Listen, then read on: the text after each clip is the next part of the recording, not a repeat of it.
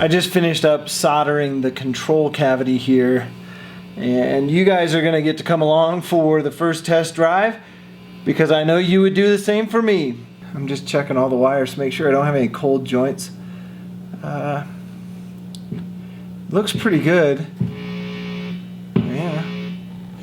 So let's flip it over. This is exciting.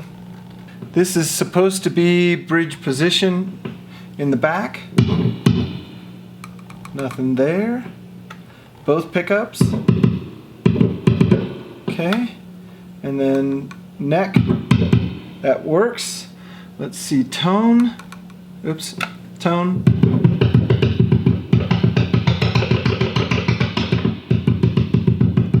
Definitely works. Volume. Cool. I did check to make sure the bridge was making ground with the rest of the guitar, so it's all grounded properly. For those of you who have not done an Alumitone before, there are 4 wires. There's an orange wire here. There's a white and black, which is hiding under here. There is a green, which is attached to there, and then there's a white. That white is a coil split. So if you're going to do a coil split, you run a little micro switch, and the white / black wire attached to, let's call it, opposite sides of that switch.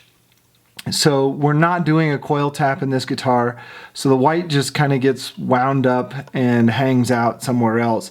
The white / black, or white with black stripe, and green get tied together and go to ground, and then the orange goes to one side of your switch if you're wiring this like a PRS, which is a humbucker type of wiring.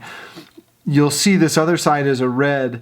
The Alumitone wiring harness wasn't long enough, so I had to use a 4-wire kind of makeup wire in here, so you'll see some different colors with that switch. The pickups both come into this 3-way selector switch, and then there's one output that goes directly to the volume.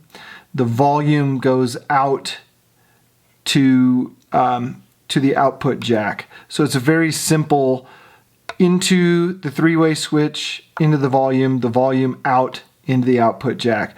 Now the volume is tied, the volume input is tied to the tone pot, so we've got a 22 microfarad capacitor here.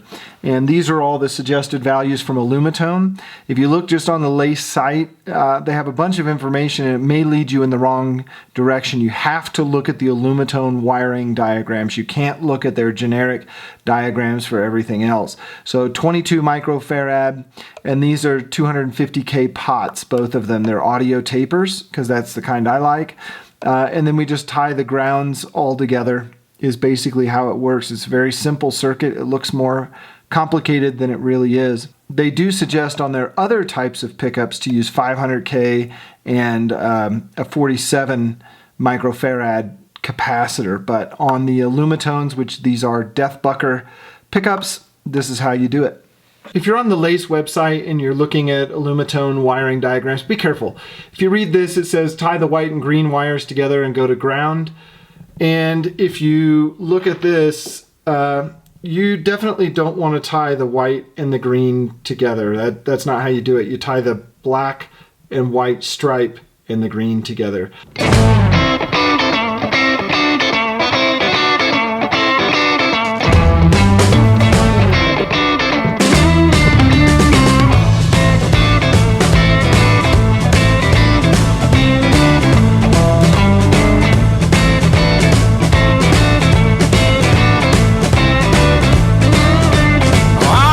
So this saddle is giving me fits. I don't know if you can see how that is leaned forward. I'm trying to get you in focus here. It's leaned forward, and when I take the string tension off, it's not leaned forward. But because it's leaned forward, the strings are not sitting in these little saddles. I've tried putting a shim underneath the bolt there on let's use our finger on this side, no dice. It doesn't want to tighten and lean back.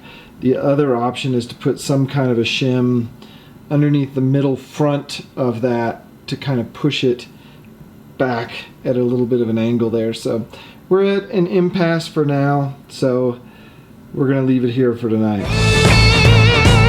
If you would like more guitar-related content, click that subscribe button. If you want to follow the rest of this build, click the playlist to the right. And as always, visit skyscraperguitars.com for guitar tools and accessories.